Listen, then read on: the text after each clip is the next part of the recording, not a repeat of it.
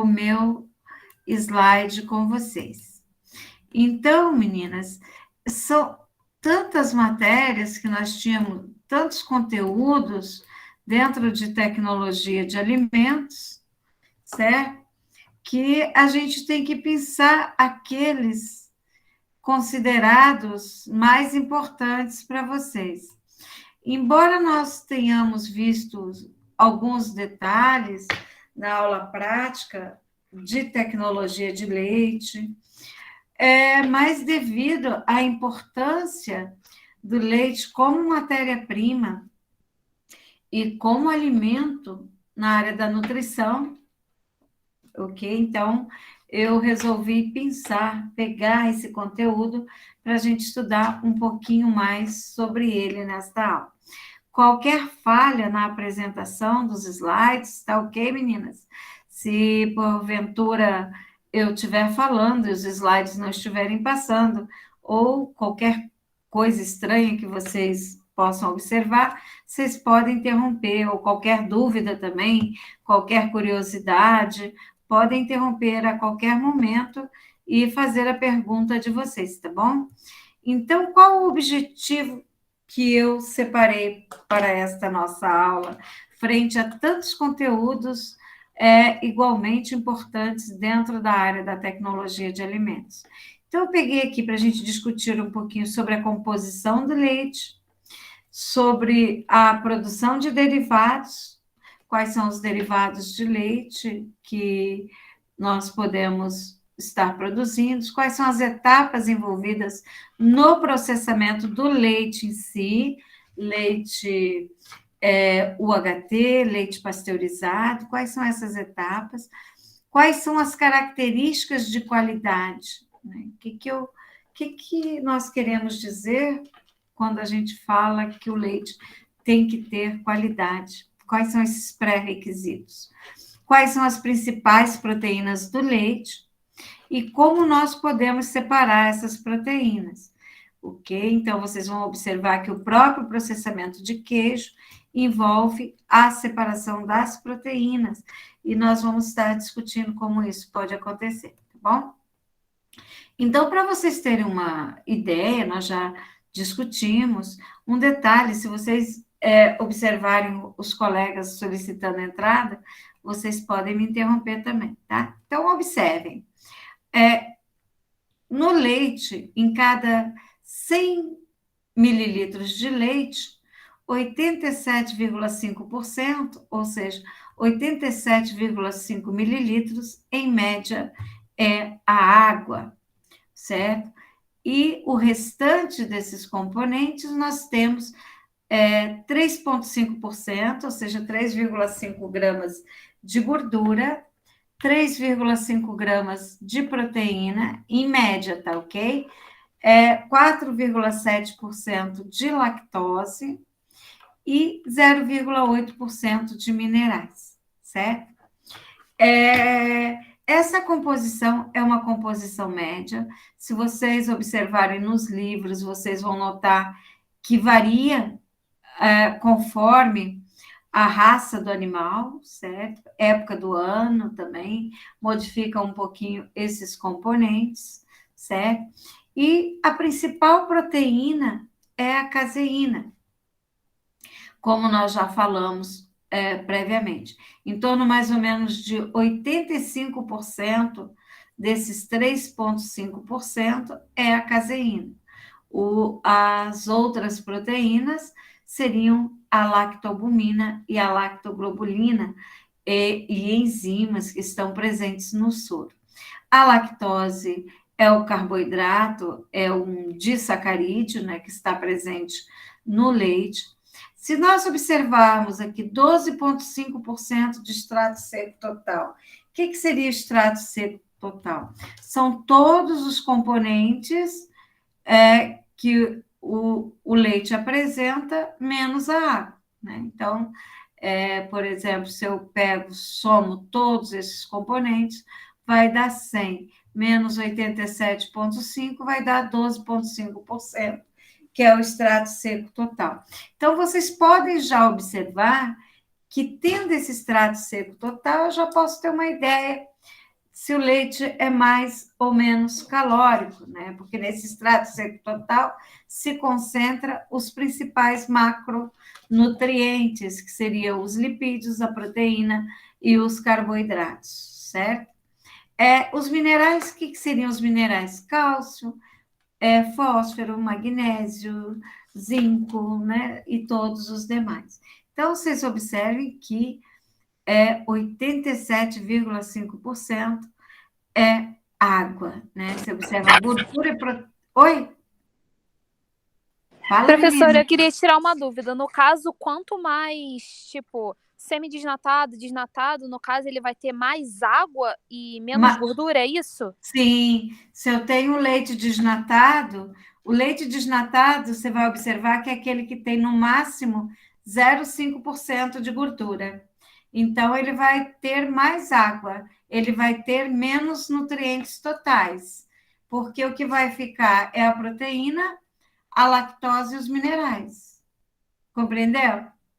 Beleza, entendi. Esse extrato seco total vai ser menor, tá? Então, aí ele é menos calórico. Só para vocês terem uma ideia, eu coloquei para vocês a participação, por exemplo, aqui, só um instantinho. Opa! Esse meu computador, ele às vezes é rebelde, ele não me obedece quando eu passo os slides. Então, observe a participação aqui, por categoria de produtos lácteos, produzidos aqui no Brasil, por valor de venda, certo? Então, aqueles produtos que são mais comercializados aqui no Brasil, vocês observem que do leite está aqui meio empatado o leite UHT com a produção de queijos.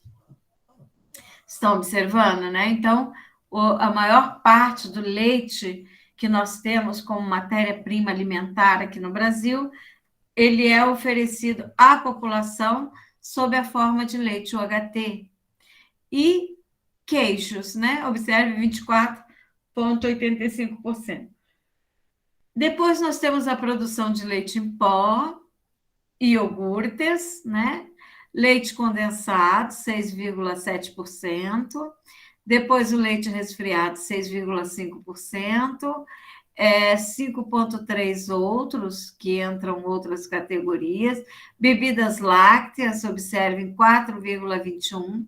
Bebidas lácteas são aquelas bebidas que apresentam, podem ter, no máximo, 49% de soro, 51% de leite no mínimo, certo? Então, eu posso ter mais leite, mas no máximo eu posso ter 49% do soro.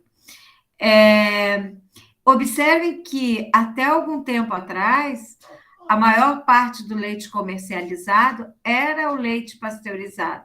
Hoje em dia, olha só, 3,3% aproximadamente do leite é comercializado como pasteurizado. Houve, com o passar do tempo, uma mudança de hábito, né? Então, antigamente as pessoas iam pela manhã à padaria buscar o seu leite pasteurizado. Hoje não, predomina o comércio do leite UHT, principalmente em função da praticidade, né? Então, eu posso armazenar esse leite por um período maior, a temperatura ambiente, com redução de custos, não preciso ter esse desconforto de estar indo todo dia buscar esse leite na padaria, né? Então, observem que o leite pasteurizado é uma pequena fração que é comercializado, tá? O creme de leite, depois nós temos aí em torno mais ou menos de 2,4% aproximadamente, manteiga, né, 1,5%, derivados, leites fermentados, 1,5%, quando a gente fala em leites fermentados, seriam outros, né, outros produtos obtidos a partir do leite. Doce de leite, 1%, ok? E nós temos do lado, no caso, a participação dos principais países exportadores de queijo, né? Então, observem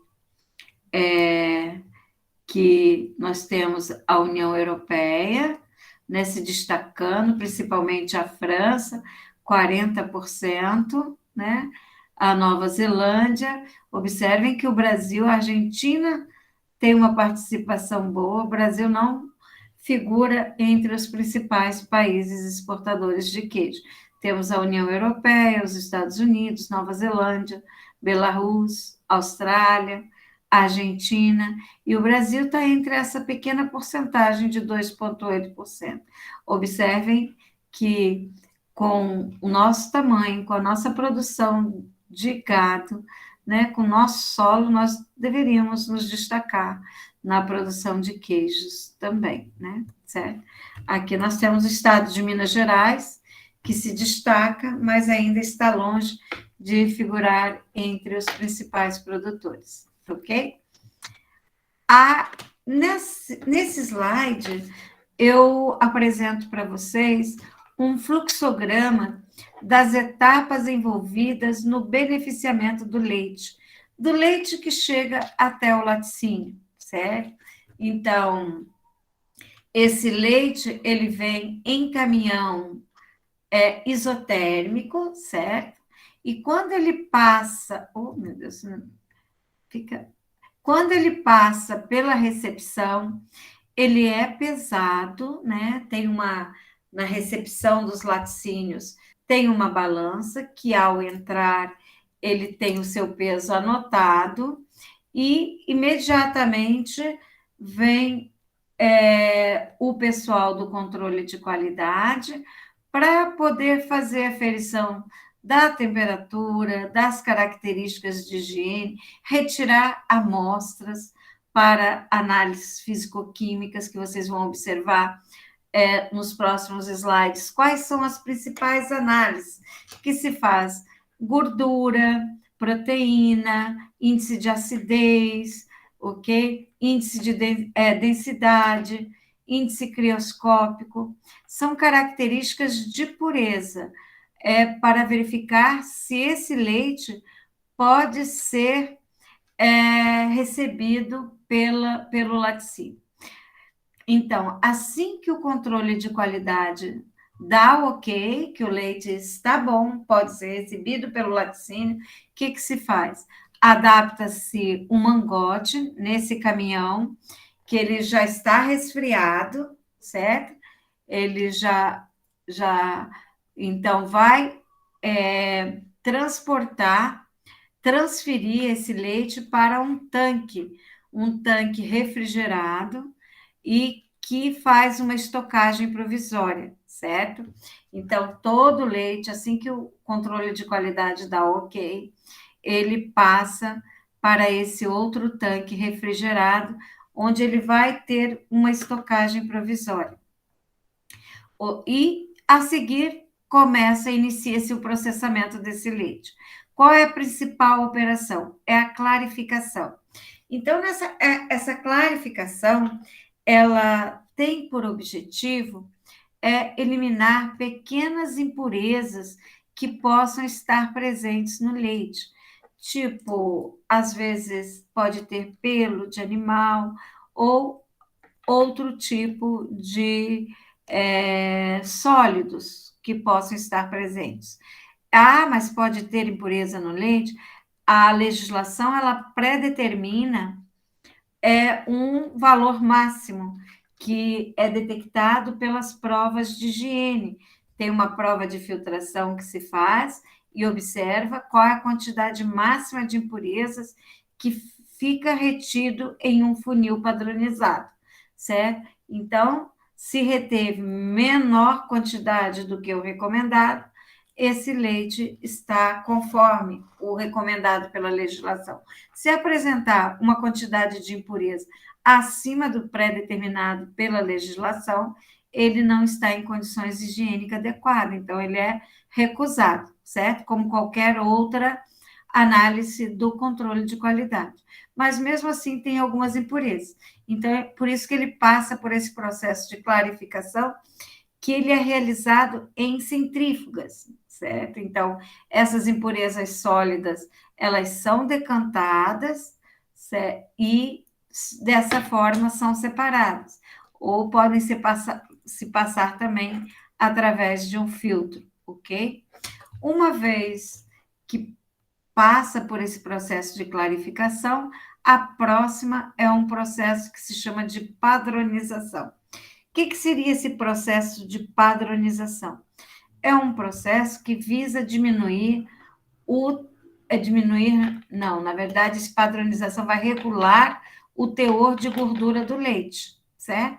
Então, vocês observem que o leite integral em 3% de gordura, o leite desnatado no máximo 0,5% de gordura, o semidesnatado entre 2,6 a 2,9, ok?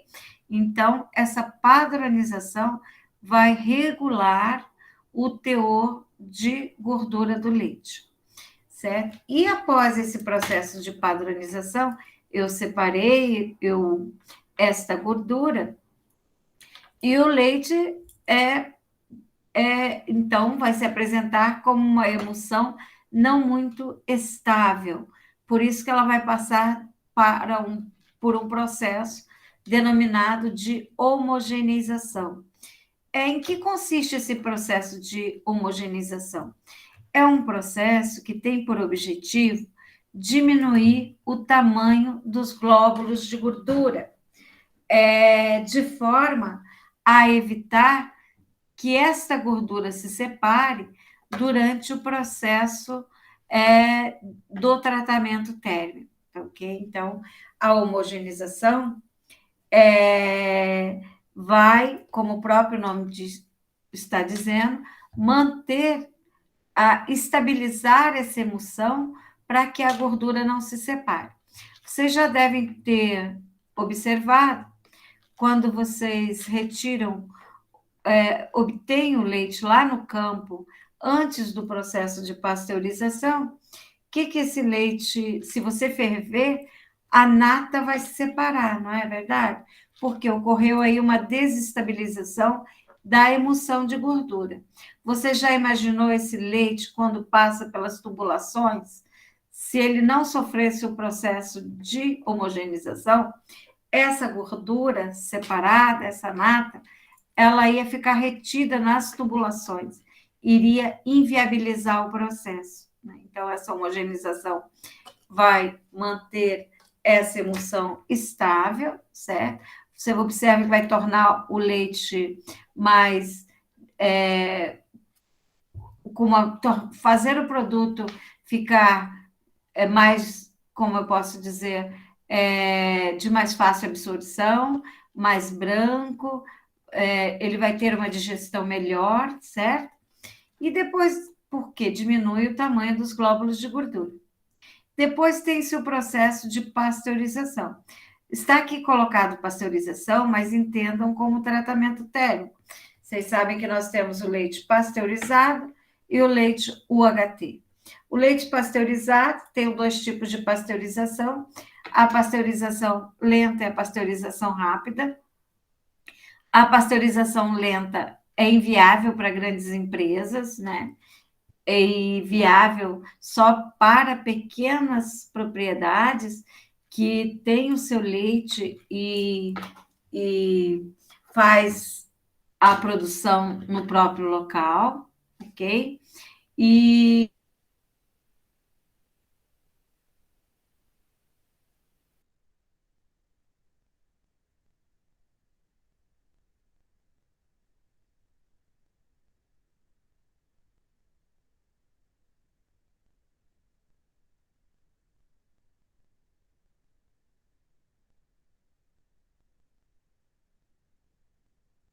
segundos, certo?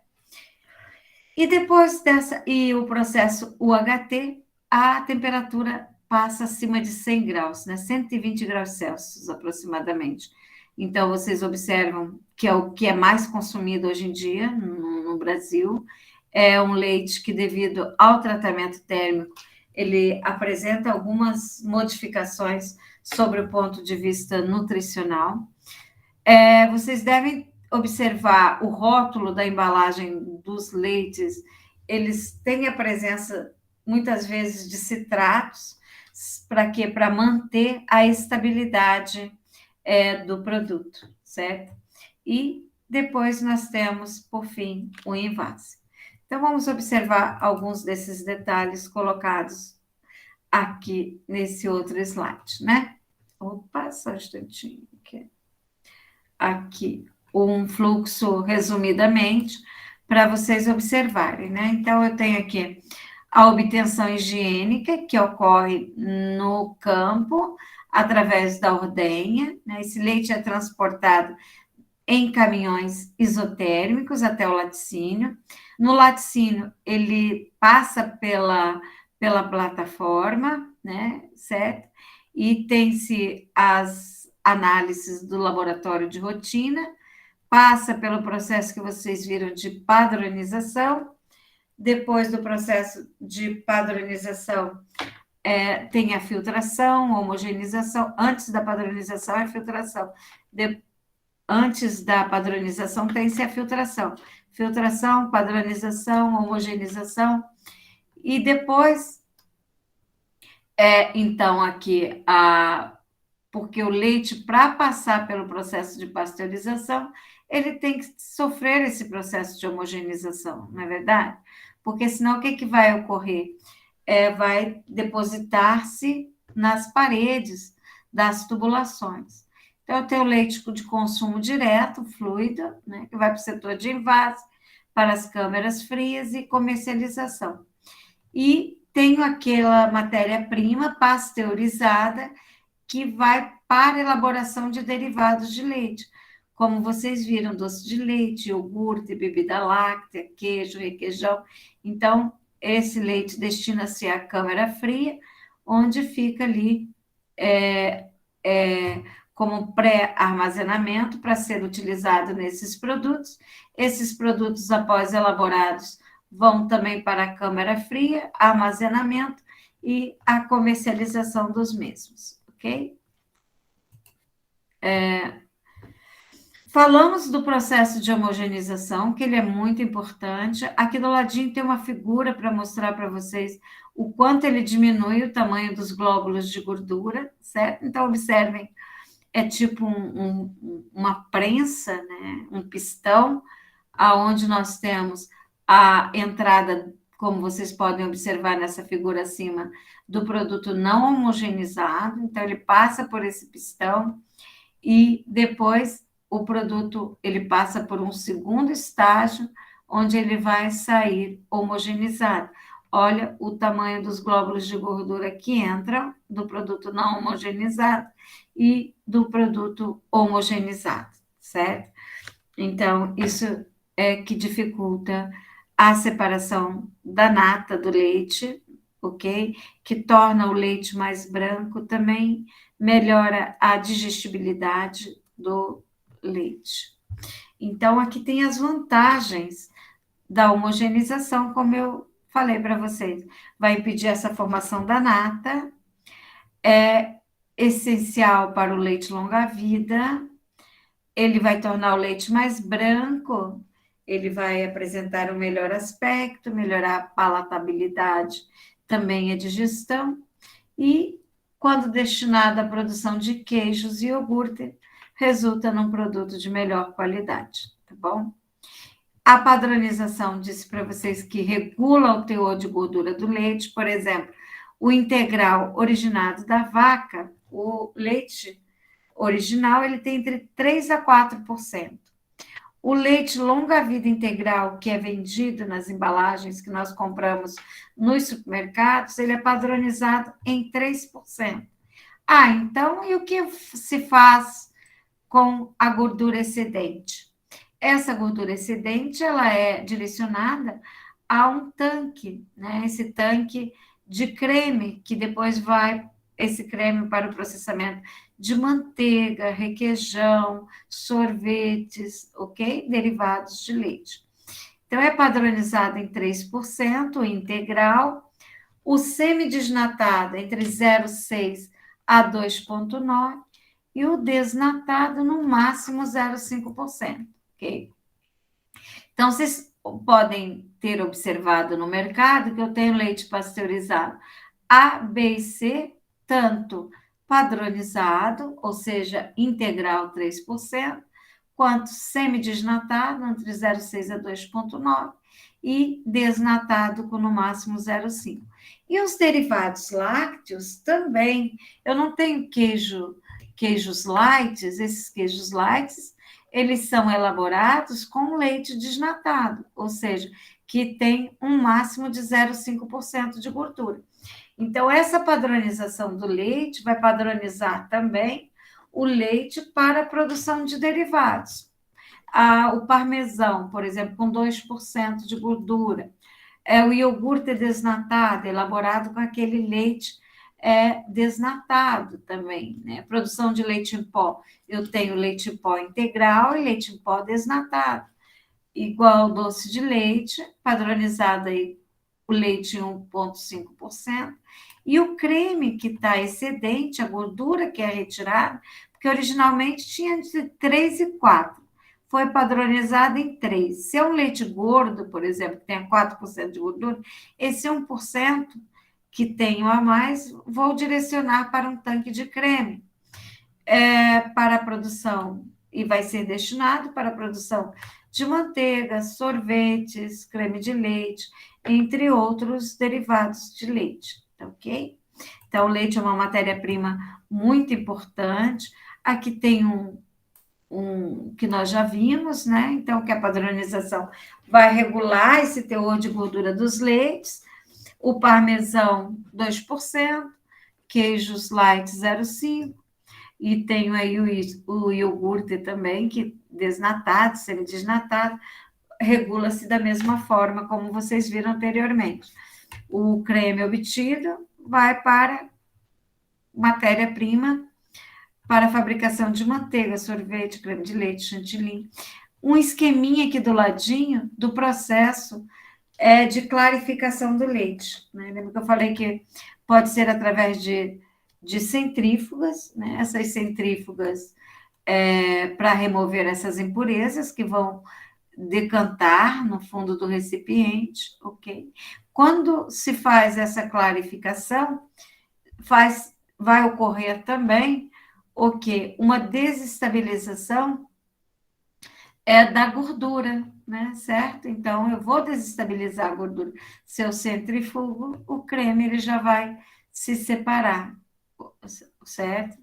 Então, eu faço esse processo de clarificação antes da padronização, porque ele já vai me permitir separar parte desse creme, dessa gordura do leite. Ok? Então, observe, meninas. Nós vimos na aula prática, lembra que nós falamos das proteínas do leite? Então, pensando, o que é o leite? O leite é uma dispersão coloidal. Uma dispersão coloidal que eu tenho proteínas numa emulsão de gorduras e uma solução de sais minerais, vitaminas, peptídeos e entre outros componentes menores. Você vai dizer, mas o que é uma dispersão, professor?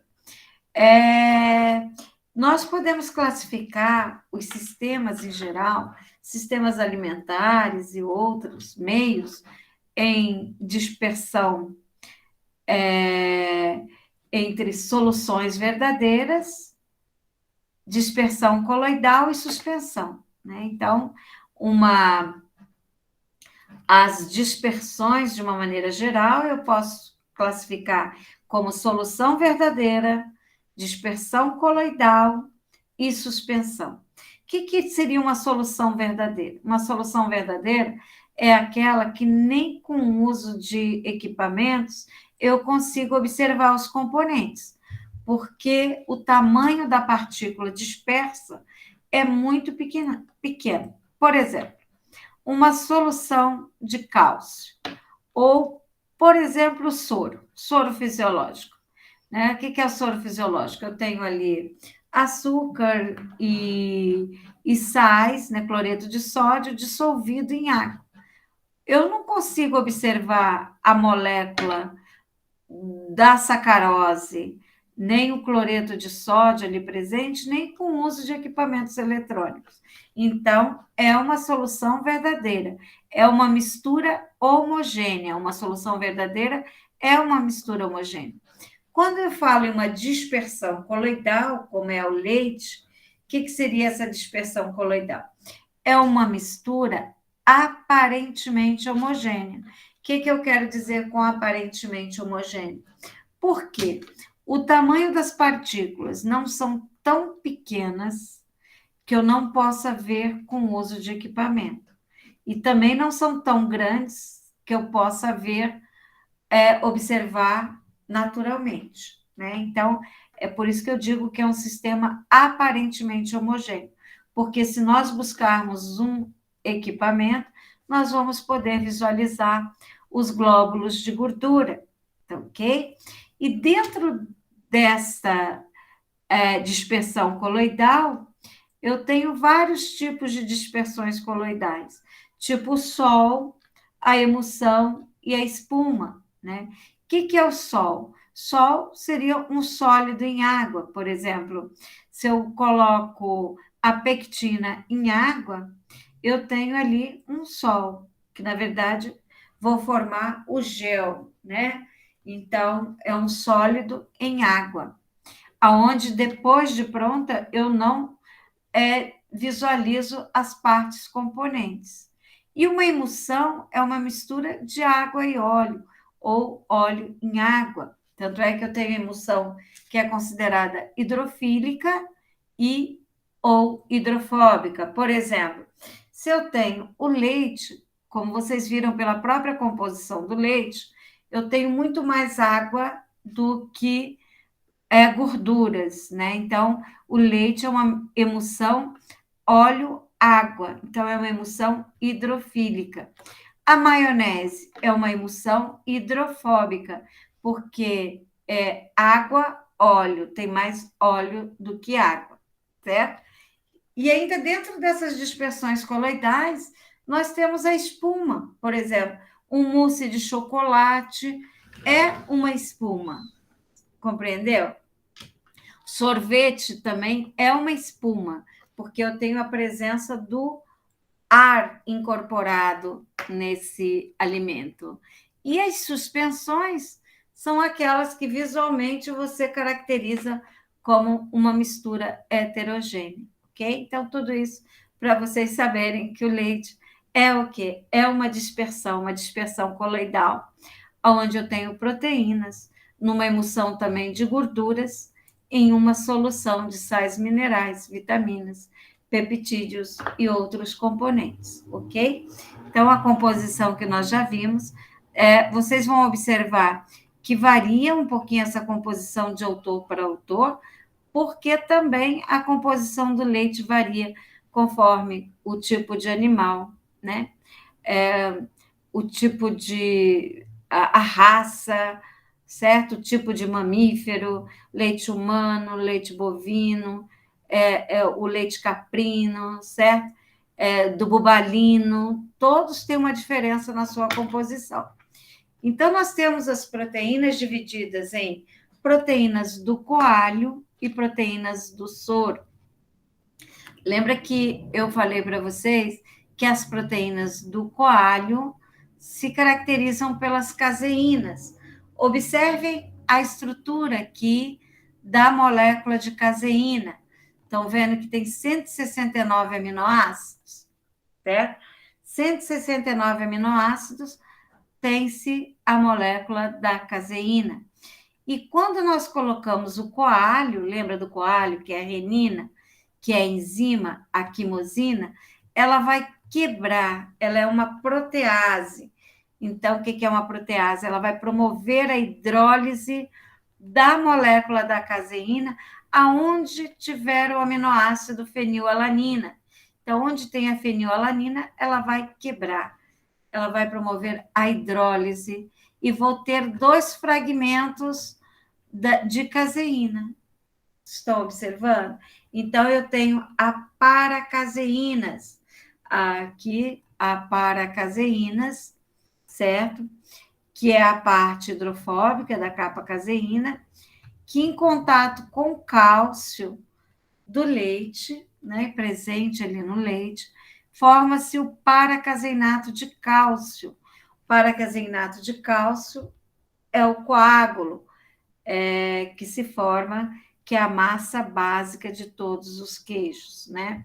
Nós temos no leite vários tipos de caseína. Nós temos a alfa, a beta, a capa e a ilhota caseína, certo?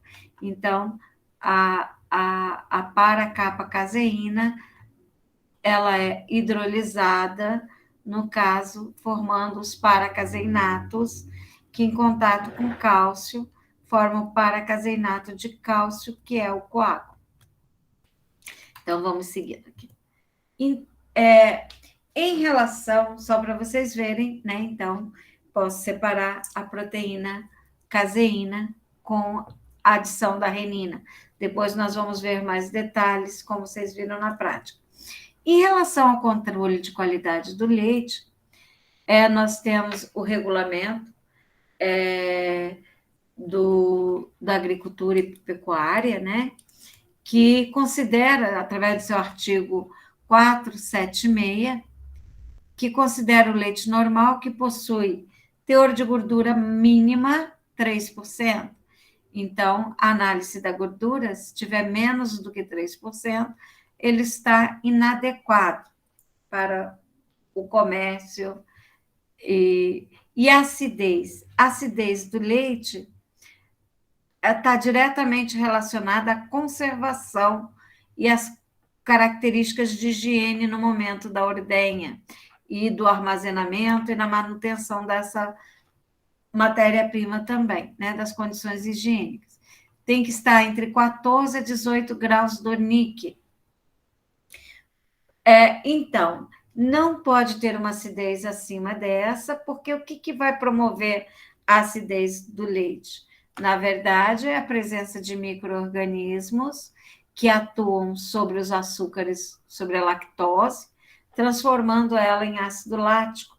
E esse ácido lático formado vai aumentar a acidez, né? Então, um leite de 19, 21 graus do níquel está fora das características de qualidade, ok?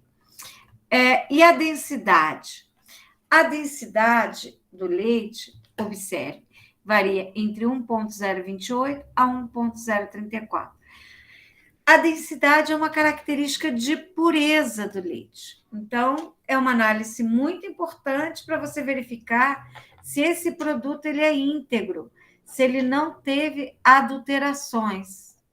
É muito comum adulterações do leite pela adição de água, né? Então, no caso, quando se adiciona água no leite, o que vai acontecer com a densidade? Eu vou alterar essa densidade, ok?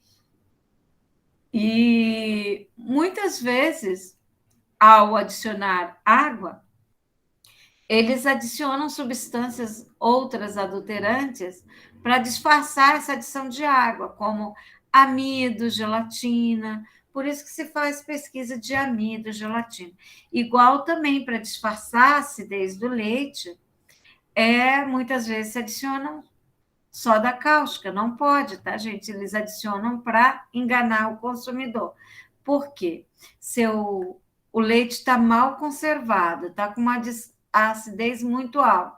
Ao adicionar a soda cáustica, ou bicarbonato, ou outro componente alcalino, eu faço com que a acidez diminua, né? Então, o leite está inadequado para o consumo, mas tenta se enganar para a comercialização. Teor de lactose, no caso mínimo aí. O extrato seco desengordurado, o que seria esse extrato seco desengordurado? Seriam tudo que eu tenho no leite, certo? menos a água e a gordura. Ok? Então, esse extrato seco desengordurado teria que ter um mínimo de 8,5. Extrato seco total seriam todos os componentes, menos a água. E uma outra característica de pureza é o índice crioscópico. O que seria isso? O ponto de congelamento do leite, que tem que ser menos 0,512 graus Celsius.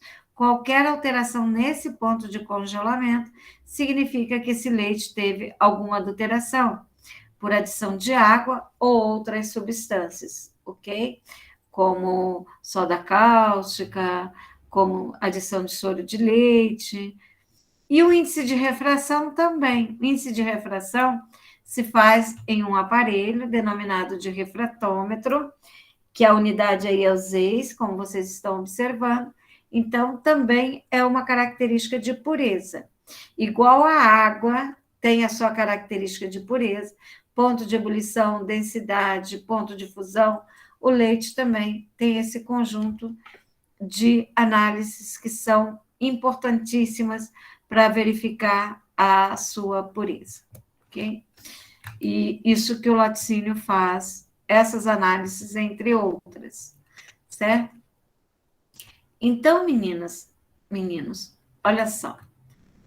Como nós falamos, as proteínas do leite, elas estão divididas em proteínas do coalho e proteínas do soro. Né? Então, a do coalho nós obtemos após a adição, por exemplo, da renina. Né? Então, essas proteínas, como eu disse, são as principais proteínas do leite, corresponde a 85% delas, e eu tenho a alfa, a beta e a capa caseína. Né? Então, como eu já citei anteriormente, nós podemos separar essas proteínas por dois métodos, como vocês viram na aula prática também. Pelo ponto isoelétrico ou pela adição da enzima, certo? Que é a renina. Pelo ponto isoelétrico, o que nós vamos fazer? Nós vamos adicionar ácido, qualquer ácido, certo? Pode ser ácido lático, ácido acético. E o que vai acontecer? O pH do leite é em torno de 6,7. Se ele diminuir abaixo de 4,6, o que vai acontecer? A caseína, ela vai se precipitar, ela vai se separar, diminuir a sua capacidade de reter líquidos, certo? Então, nós vamos ter a desestabilização dessas partículas de caseína. O que acontece? O leite é uma dispersão coloidal que é estabilizada pela carga negativa. Né? Não sei se estão lembrados, quando nós falamos de bioquímica, eu falei que toda proteína tem seu PI. O que é seu PI? Seu ponto isoelétrico. O que seria esse ponto isoelétrico? É o pH onde a proteína apresenta carga nula. Se o pH for acima do PI, a carga que predomina é negativa. Por exemplo, o leite tem um pH de 6,7, então a carga do leite é negativa.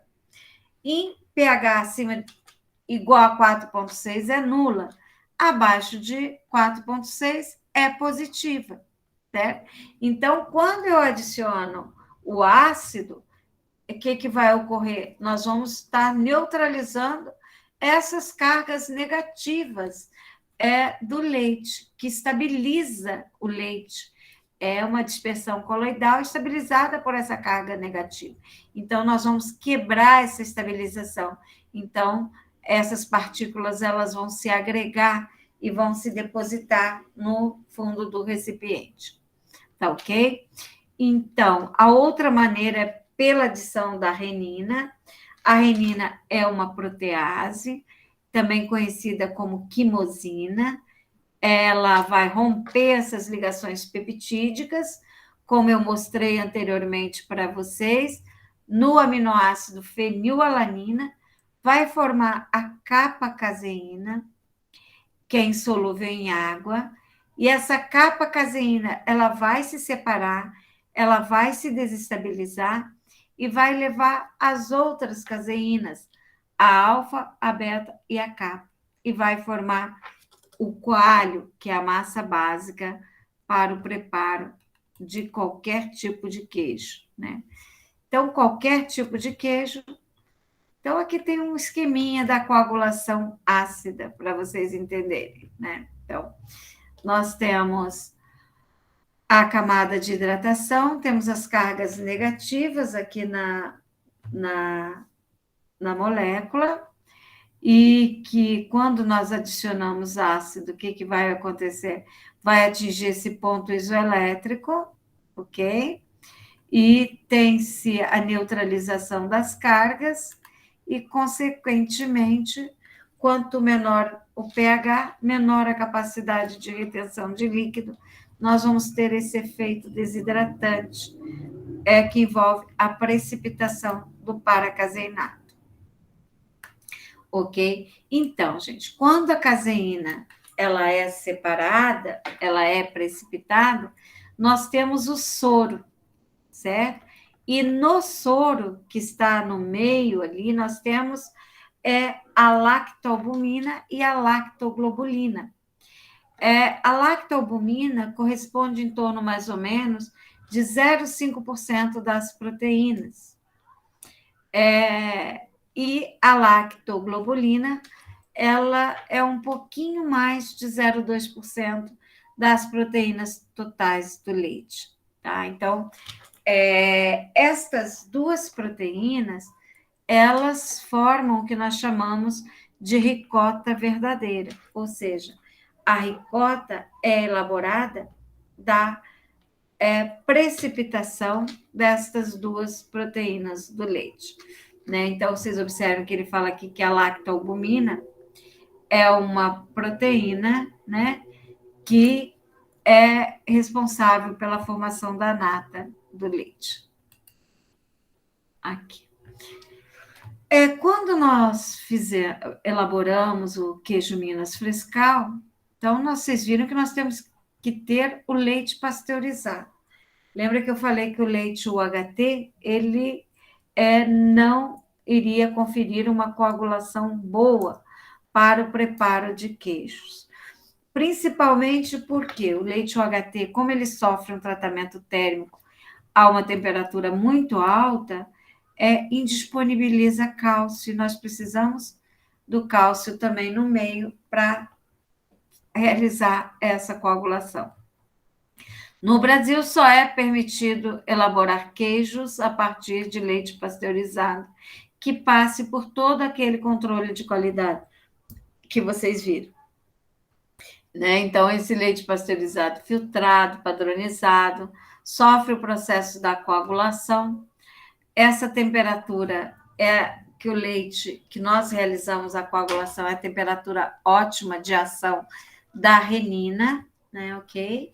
Se adiciona o cloreto de cálcio para dar firmeza à coalhada, para formar o paracaseinato de cálcio.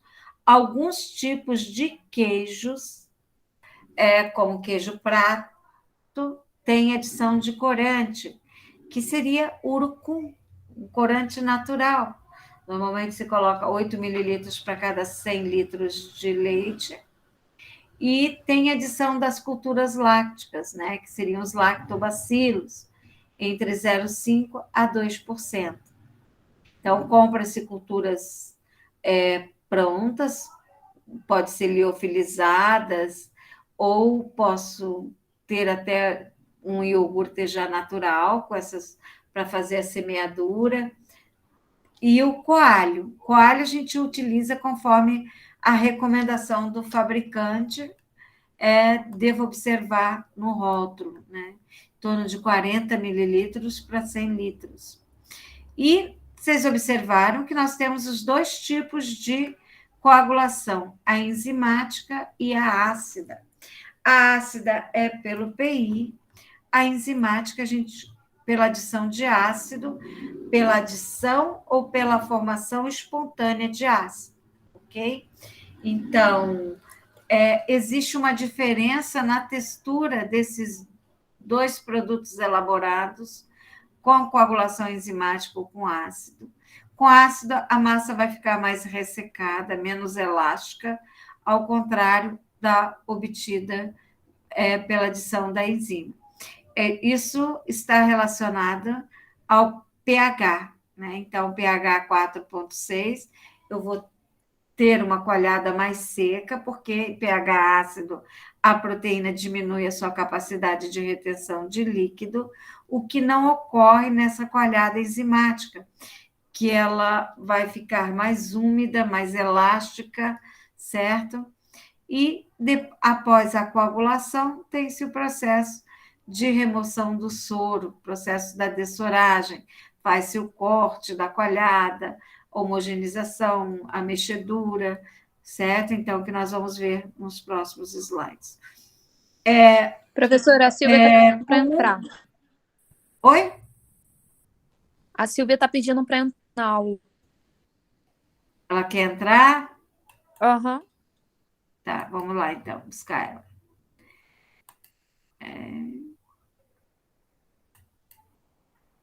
Ok.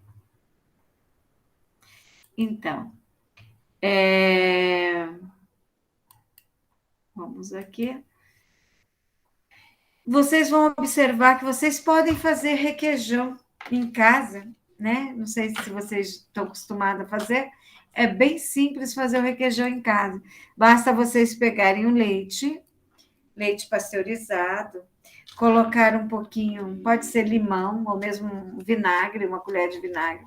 O que vai acontecer? Vou separar a caseína, né? O paracaseinato ali, e vocês depois podem passar através de uma peneira e colocar essa massa em um liquidificador, colocar temperos que vocês desejarem e colocar o leite fervido em quantidade suficiente para dar a textura que vocês desejarem. Assim sendo, vocês têm um queijo. Podem colocar também, se vocês quiserem, creme de leite, ok? Creme de leite, ou manteiga, certo? Fica ótimo.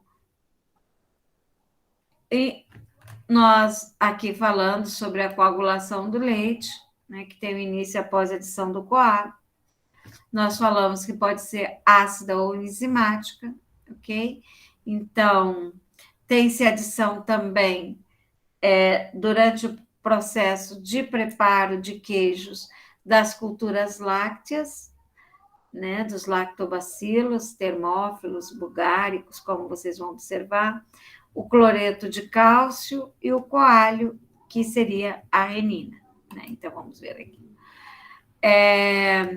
Então, vocês viram que o leite tem que se partir para o preparo de queijos, o leite pasteurizado, não é verdade?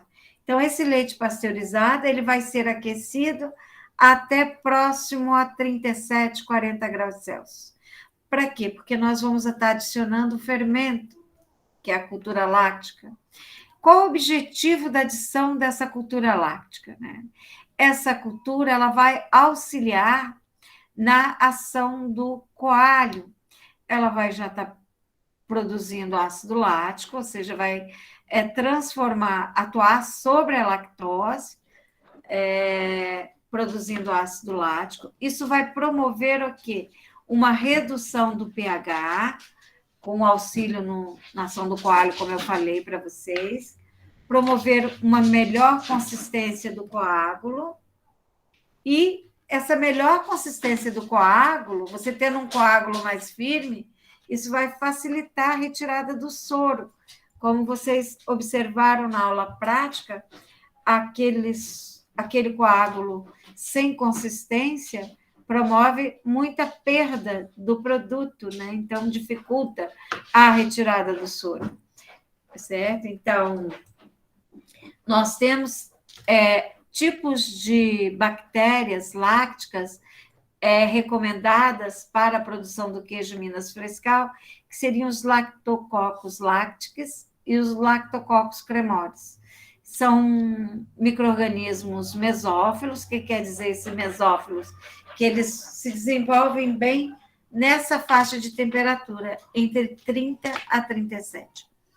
A quantidade adicionada é entre 1 a 1,5%, isso em relação à quantidade total do leite que você quer fermentar, quer produzir queijos, certo? Então, a adição do fermento vai influenciar no sabor do queijo, na textura do queijo também, como vocês observaram. E o cloreto de cálcio, ele é muito importante de se adicionar para quê? Para que possa ter um aumento desse cálcio do leite, porque vocês viram que ele vai formar o para-caseinato de cálcio.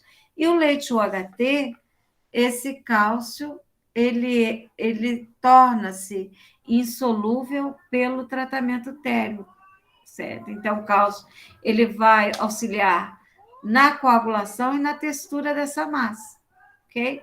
Então, varia a quantidade que vocês vão adicionar, entre 20 a 30 gramas por 100 litros de leite, em relação ao volume inicial do leite. Lembra que nós diluímos o cálcio, já tínhamos uma solução pronta de cloreto de cálcio, então sempre trabalhar com ele diluído totalmente em água antes de adicioná-lo ao leite. E quando for nessa diluição, ter o cuidado de não utilizar água que tenha cloro. Água deionizada ou água mineral, certificar-se da ausência do cloro na água. E por que a pré-determinação da quantidade do cálcio? Porque se você não tem um controle, se você adicionar uma quantidade muito grande de cálcio, você pode ter um sabor desagradável, um sabor amargo, além da massa do queijo ficar dura e ressecada também, tá ok? Quando nós adicionamos o coalho, então nós vamos estar separando a proteína pelo método enzimático, certo? Lembra que nós temos que ficar atentos à quantidade recomendada pelo fabricante. Também fazer a diluição em água limpa.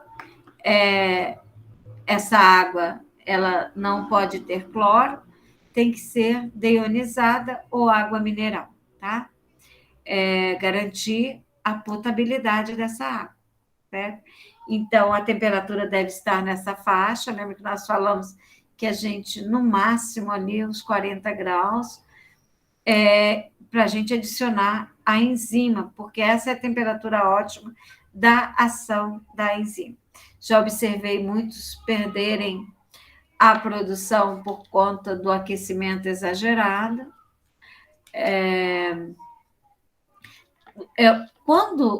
Antes de adicionar o coalho, eu devo adicionar primeiro, adiciono o fermento, depois adiciono o cálcio, depois o coalho, certo? Então, o último ingrediente desse preparo do leite para a coagulação.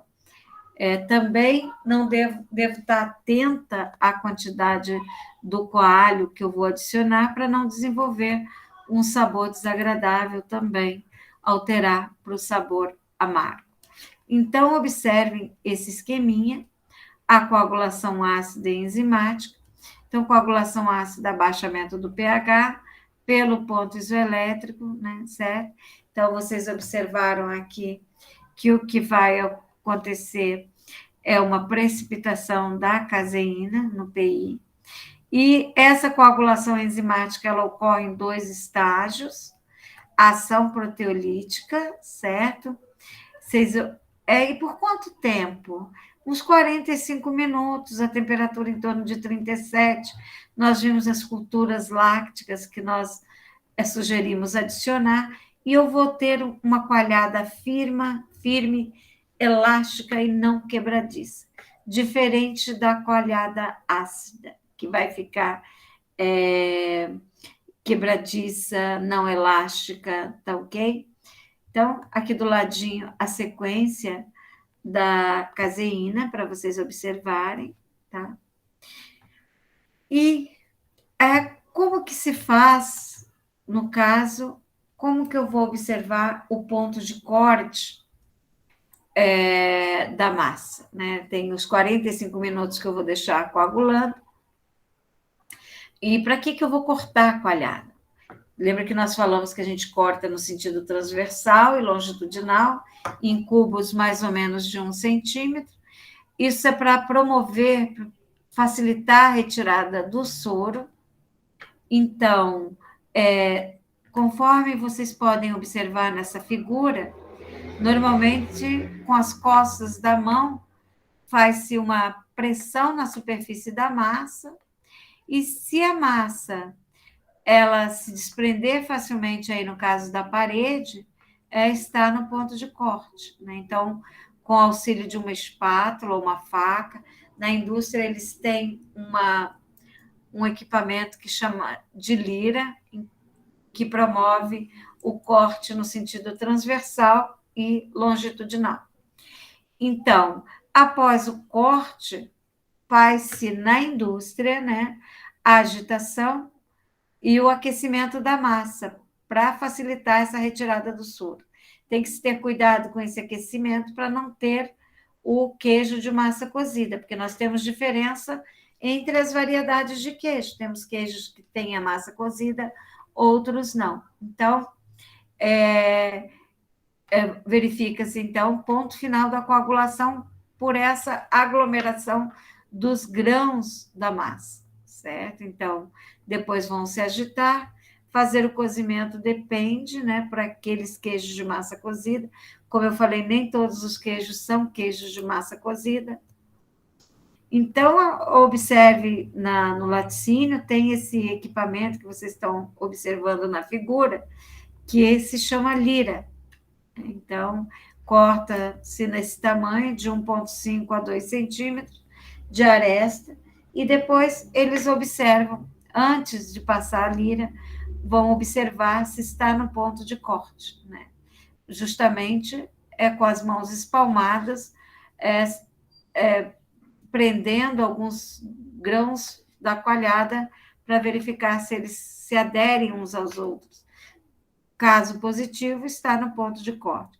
Caso não, deixa-se mais um tempo, porque se cortar a coalhada fora do ponto, eu posso ter a perda de matéria-prima, perda do leite e um menor rendimento na produção do queijo, tá ok? Então, observem aqui no desenho a lira, nesse outro desenho um corte manual, como nós fizemos no laboratório da coalhada, a retirada do soro, né? Então, aqui, fazendo-se a mexedura da coalhada. Essa coalhada, para você mexer, ela tem que estar firme, senão ela vai se desagregar. Opa, só um instantinho. Opa, aqui. Um momentinho. Ok? Então, agitação. Então, se agita normalmente na indústria, tá, gente? 1 minuto, depois deixa-se em repouso e vai se repetindo a operação, né? Então, para facilitar a retirada do soro. Após a obtenção da massa, alguns queijos são prensados, outros não, certo? Se faz algumas outras operações, como vocês viram, a enformagem, a salga. Para cada tipo de queijo tem-se uma forma específica, algumas são redondinhas, como a Minas, outras são ovaladas, como eu vou mostrar para vocês. Alguns queijos são maturados, ou seja, eles vão sofrer um processo de armazenamento, ok? Então, por isso, eles também vão dispensar o uso de embalagem, que tem uma casca mais dura, né? Então, quanto mais maturado o queijo, menor o teor de umidade, mais duro eles vão ser. Por exemplo, o queijo parmesão, ele é um queijo bem duro, ele é um queijo que tem um tempo de maturação maior, certo? Então, nesse processo de maturação, O queijo, ele é armazenado, durante esse período sofre transformação nos seus constituintes, como a gordura, que sofre hidrólise, né? Temos a gordura, a proteína também, e o açúcar, né? Que é transformado também em ácido lático.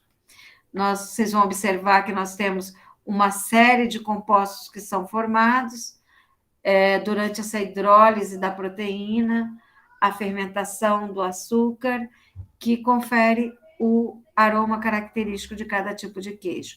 Alguns queijos sofrem inóculos ainda de fungos, outros micro-organismos, para conferir sabores especiais. Então, o Minas Frescal, vocês sabem que é embalado em saco plástico, amarrado com barbantim.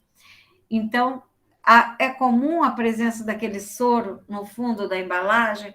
Sim, porque ele continua esse processo de dessora natural. Ele tem um alto teor de umidade.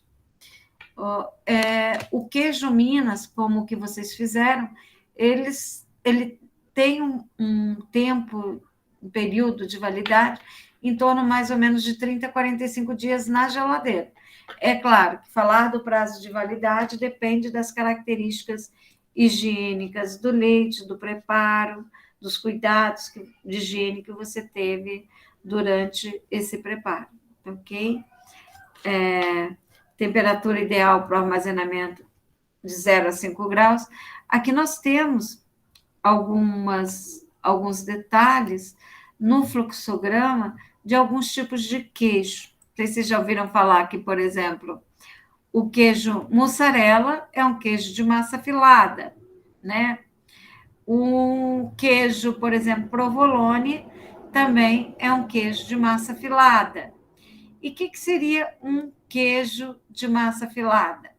O queijo de massa filada é o queijo que, após a obtenção da coalhada, ele sofre adição de ácidos na massa. Ele sofre uma acidificação da massa, onde, com essa acidificação, nós vamos transformar o paracaseinato de bicálcio em paracaseinato de monocálcio, que esta transformação que é responsável por formação daqueles fios longos, pelo estiramento do queijo, como nós observamos no mussarela e no queijo tipo provolone, certo? Alguns queijos são prensados, outros não, tá? Como vocês vão observar, mas todos eles, até o processo de obtenção da massa, é igual. Nem todos são queijos que têm cozimento da massa, alguns sim, outros têm, por exemplo, outros não. Por exemplo, você vai ver aqui o queijo parmesão, o emmental, são queijos que têm a massa cozida, são queijos maturados por longos períodos, isso encarece também muito o queijo, porque tem o custo do armazenamento e dos cuidados com o alimento durante esse período de armazenamento também, ok? Então, tem queijos de massa fresca. Então, aquele queijo que não é maturado é um queijo fresco, ou seja, o fresco são aqueles que logo após o preparo já estão prontos para o consumo. Os outros não, os outros vão ser maturados. Prontos, entre aspas. Eu falo assim, professora, mas o queijo Minas que nós fizemos logo após o preparo não está pronto para o consumo. Sim, mas nós não deixamos, o Minas Frescal, tá?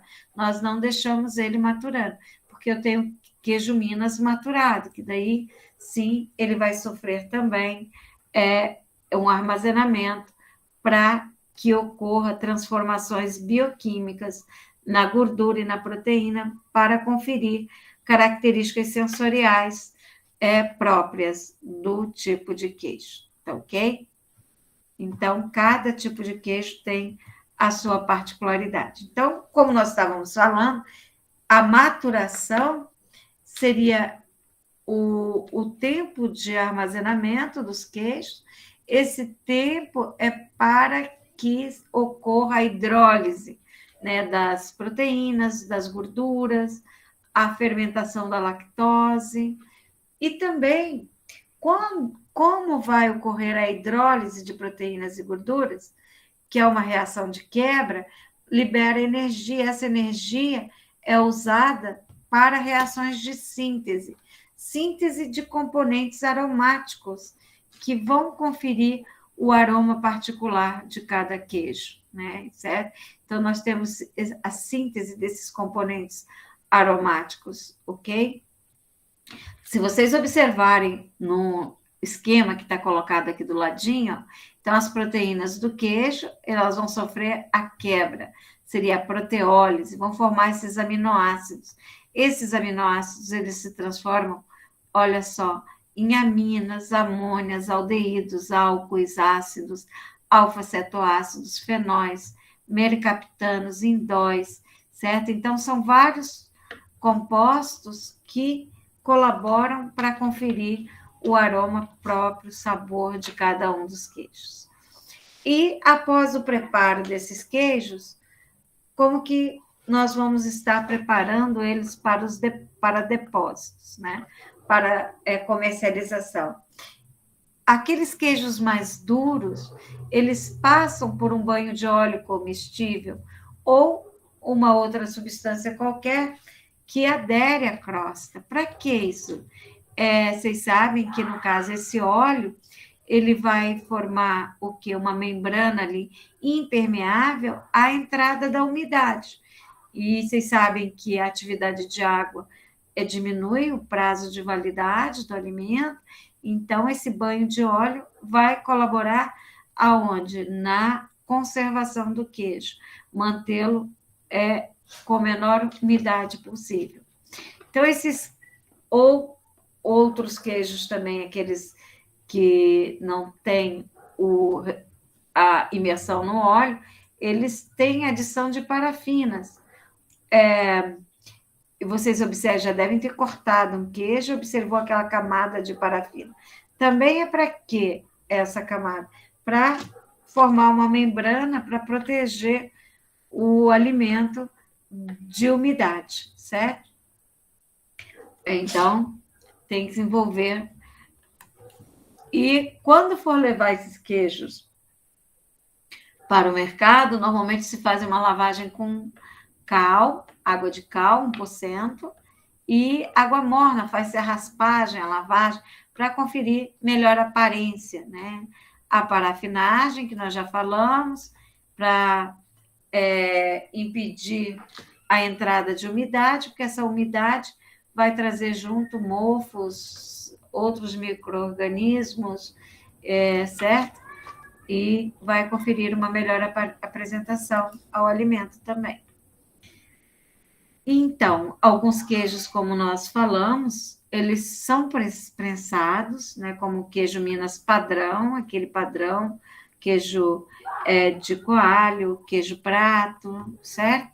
Então, tem-se a prensagem. Observem esse equipamento para fazer a filagem da massa. Filagem se faz após a acidificação da massa, né? Então, passa a massa por esse parafuso sem fim, faz-se o corte e o estiramento da massa, para que o queijo tenha a formação daqueles fios longos, como vocês observam na prática, né? Então, gente, é isso que eu tinha para apresentar para vocês. Qualquer dúvida, estou à disposição, certo? Queria ter a oportunidade de fazer a mesma coisa com as carnes e com os cereais, para passar umas noções básicas para vocês. Essas noções, elas são muito importantes, porque qualquer concurso que vocês venham a fazer, com certeza eles vão abordar carne, leite, cereais, pelo menos os principais, devido à importância que tem essas matérias-primas dentro da tecnologia no desenvolvimento de alimentos para a área da nutrição. Tá bom? Dúvida, meninas? Tudo tranquilo? Fiquem com Deus, Tá ok? Qualquer dúvida, estou à disposição de vocês. Boa noite, professora. Boa noite, prof. Tudo bom? Boa noite. Tchau, tchau. Fiquem com Obrigada, Deus. prof. Obrigada a vocês pela participação, pela presença.